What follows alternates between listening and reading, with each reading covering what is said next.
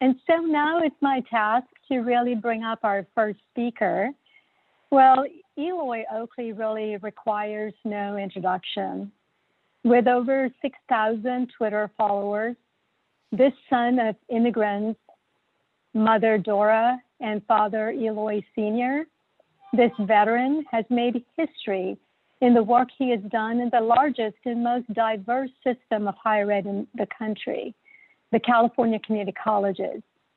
During his time as chancellor since 2016, we have come to become familiar with the many facets of Eloy's leadership, his ability to listen deeply, his introspection and quiet reflection, his decisive and quick action when it comes to doing the right things for our students, his unapologetic drive to lift the downtrodden and give voice to those who are marginalized, his call for accountability in improving our performance through the vision for success, his Tiger King virtual background during difficult Zoom meetings, his face that lights up when he's talking with students.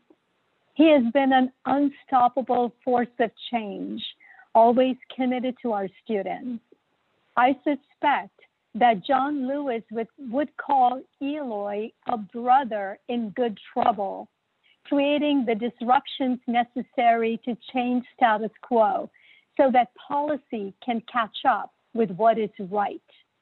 But since I happen to be doing an introduction, I'll use the opportunity to say President-elect Joe Biden and VP-elect Kamala Harris, as you are thinking about the next Secretary of Education for this amazing country, you should consider two criteria: a community college leader, and two, someone who makes things happen, who is inclusive, who is relentless, who is kind, who is courageous, and who knows how to work with diverse perspectives and still manage to keep things light. President-elect, his name is Eloy Ortiz Oakley. Friends, I give you Chancellor Oakley. Well, thank you, Sonia. If I was coming on stage, I'd be running right out, giving you a big thank you for that warm welcome. I should take you everywhere I go. You are the best introduction I ever get, so thank you.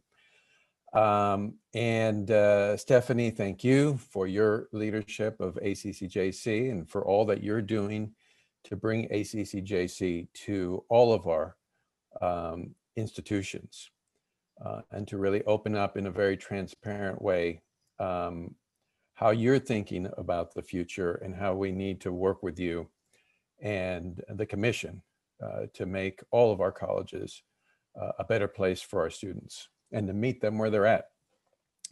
Let me also thank my Deputy Chancellor, who is a commissioner at ACCJC, Dr. Daisy Gonzalez, for her tireless work in supporting the work of ACCJC and supporting our colleges in the California Community Colleges, who I will begin of giving a shout out to all 116 of our community colleges and to giving a warm welcome to all of the other member colleges out in the Pacific. I will give a quick aside. Not many people know, but in my time in the military, I spent 1 year out in the Pacific at a place called Johnston Island. And my brothers and sisters out in the Pacific know where that's at. But I had the great privilege of working with many great brothers and sisters on the island from Samoa or from Guam, from all around the Pacific Islands. So it's been a long time since I've been there. I wish I was there right now, but here we are on Zoom. So let me begin by trying to tackle a few issues that you're going to be spending a lot of time talking about. You're going to be spending time talking about the future of learning. I think every meeting I go to across the country, this is the topic of discussion, the future of learning. You're going to be talking a lot about equity, particularly today. Can be talking about walking the walk, talking the talk, and this is critical. The future of learning has to be embedded with equity. Otherwise, there is no point of talking about the future of learning. If we cannot talk about the future in terms of equity, in terms of improving outcomes for students of all backgrounds, what is the point in the future of learning if we're just going to continue to leave people behind? So those two go hand in hand. We cannot discuss learning without talking about equity, without talking about improving diversity, without talking about being more inclusive, less selective, without talking about democratizing education. And I know that you have someone that I consider a great friend in this work, Michael Crow, coming up at your session on December 8th. So I hope you all listen to what he has to say, but he's also a champion in democratizing education. We have to bring this all together, particularly given the challenges that we face right now and the call to action that we all have to really come to this work with the courage necessary to make meaningful change in the trajectory of the students that we serve. Our institutions, whether here in California, out in the Pacific, wherever they're at, serve the individuals that need higher education the most, that need access to opportunity the most, that need to be welcome in to the workforce of the future. Because without them, we're going nowhere. So our work goes hand in hand. The future depends on us doing a better job of reaching more students. That is our responsibility. That is our accountability as institutions. And we have to take that role seriously, regardless of what happens around us, regardless of what happens around us in terms of the pandemic, the economic crisis. Our institutions are used to being in crisis. I'm not saying that we enjoy being in crisis. We certainly deserve more resources. We deserve greater opportunity to serve our students.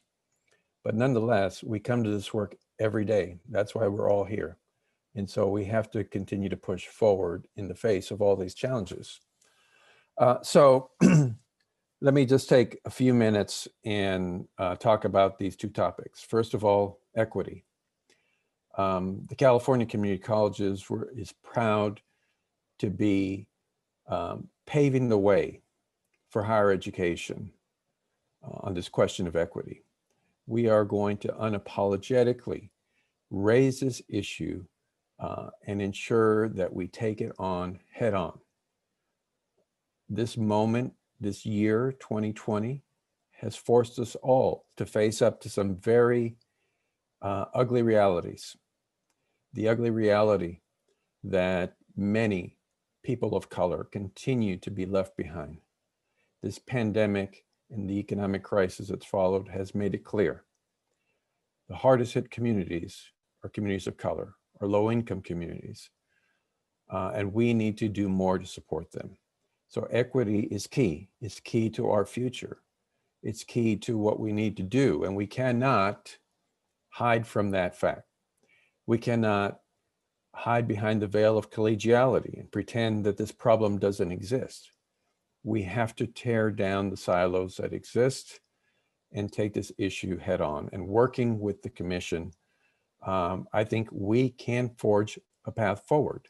We can think about what learning means into the future, how we measure learning, how we support students to ensure that they obtain the learning that they need in order to participate meaningfully in this new economy. And we cannot escape the fact that our students are using our institutions, our classrooms, as launching points to economic mobility. I know many times we like to think about learning just for the sake of learning, and this is important. Creating better human beings is certainly part of our DNA. But our students need an opportunity for economic mobility. So we need to be able to measure our learning in terms of not only how we create better citizens, but how we create economic mobility. Economic mobility is key in the future of learning. So many institutions across the country are actually demonstrating the future of learning today.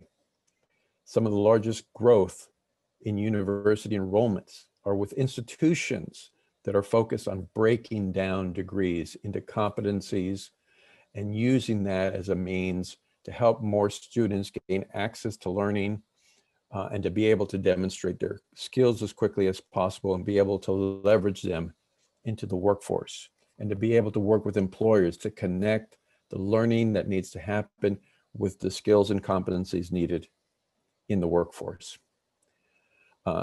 This reality is more important than ever as we see so many members of our community who have lost work, lost hours, are struggling to figure out where they're going from here. And the jobs that we thought were permanent infrastructure before the pandemic, now we find them collapsing. My daughter has worked at Disneyland for the last couple of years. And in March, she said goodbye to Disneyland. And who would have thought, those of us who live in Orange County, that Disneyland would remain closed today and would be laying off about half of its workforce, my daughter included. So that's the reality that we face. That's what's happening to the most vulnerable workers in the workforce. So it's critical that we look at this issue of the future of learning in terms of how we adapt to the future, how we leverage new pedagogy, how we look at competency-based education, how we welcome new forms of learning into our family of institutions and leverage these opportunities and do it with equity at the center of everything that we do. Do it in the way that we attract a more diverse workforce. Do it in the way where we become more inclusive. So those are the thoughts that I want you just to hold on to as you work your way through the series of intimate discussions, as Sonia put them. These are critical discussions for our institutions, for us as educational leaders. We are really, I mean, you know, this is an overused term, but we are literally at a turning point in the future of our great country. We have all been through some very massive changes and some very difficult situations, both in terms of the racial reckoning that we face, but also in terms of the changes in the economy, the threats to our future, the threats to our democracies.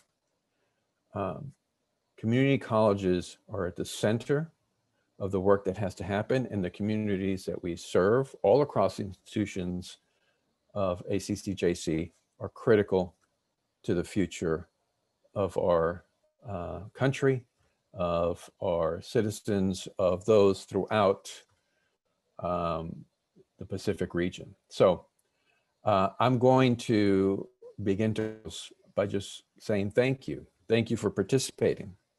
Thank you for joining and partnering with ACCJC in this conversation. We have two leaders of ACCJC right now, the board chair and Sonia, and Stephanie is a new CEO, which provides an opportunity to rethink the roles that we all have and to evolve together in a way that allows us to open the door to more students, to open opportunity to more students, and to meet them where they're at in this moment in time. So again, thank you all for the work that you're doing across all of your institutions. Thank you for continuing to use peer evaluation as a primary means of how we judge ourselves. And let's work together to be critical of where we need to be, to be caring of each other's institutions and to protect the fabric of higher education that we have in this part of the country. So I hope that you enjoy this series. You've got some great speakers coming up behind me. So I'm going to get out of the way and let them do the speaking. And so thank you, Sonia and Stephanie, for inviting me. And I look forward to hearing more from your speakers. Take care.